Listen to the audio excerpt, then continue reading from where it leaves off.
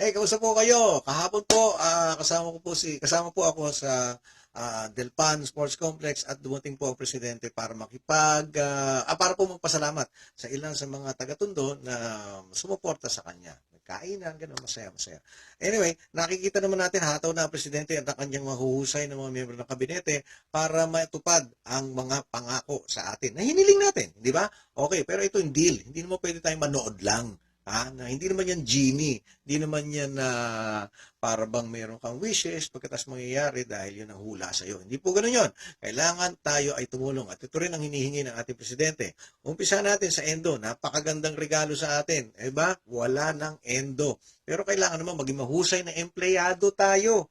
Aminin niyo po, kinsenas, atreta, magyayaya ng inuman, lasing, kinabukasan, hindi makapasok. Aminin nyo yan. Pagkatapos, ang i-expectin mo ay unawain ka ng iyong boss, unawain ka ng may-ari, dahil ikaw nga ay nahilo dahil sa iyong sarili ring kagagahan. Dahil ikaw nga ay naglasing ng may pasok kinabukasan. Huwag nang ganun.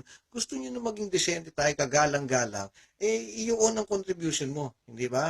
Maging mahusay kang empleyado. Huwag kang nag-aantay ng unawa lagi sa iyong kumpanya. Meron kang obligasyon diyan. Ang rules nila ay rules. Hindi yan tinayo para ikaw ay unawain, yan ay tinayo para kumita. At ang iyong panggugulo ay hindi nakakatulong diyan. So most likely ikaw ay masisipa. Next, traffic.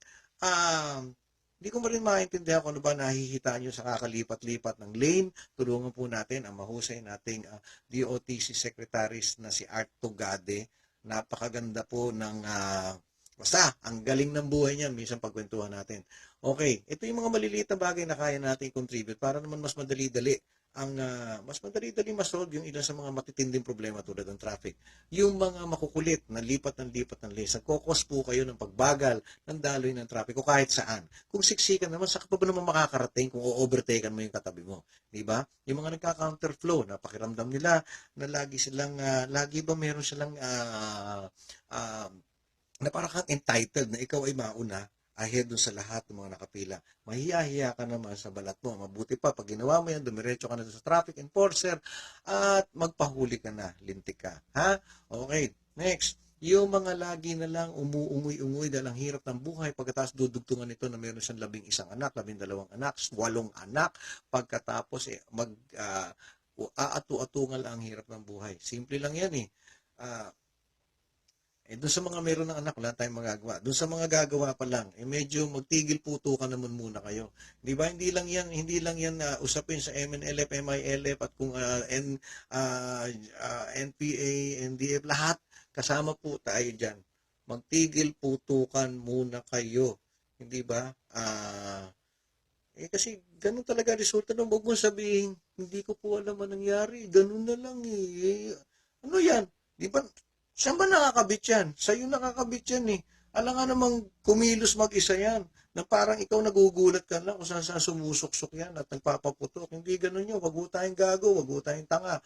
Pagkatapos ang resulta niyan, hirap na hirap ka sa buhay. Natural, pagka nabuntis mo, kung sino man yung in-overhaul mo, mayroong taong lalabas. Hindi ba? Tao yun. Nagiging bata yun, kakain yun. At meron kang hindi na mahihiwalay na relasyon doon.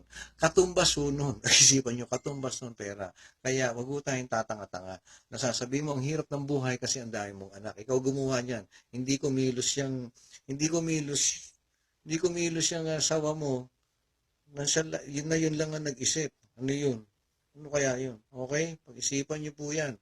Yan po ang mga mako-contribute natin para lalo naman maging successful ang mga pinangako at ang mga madideliver sa ating mga pagbabago ng administrasyon ng mahal natin Pangulong Roddy Duterte. Okay? Ipauso natin ang tama.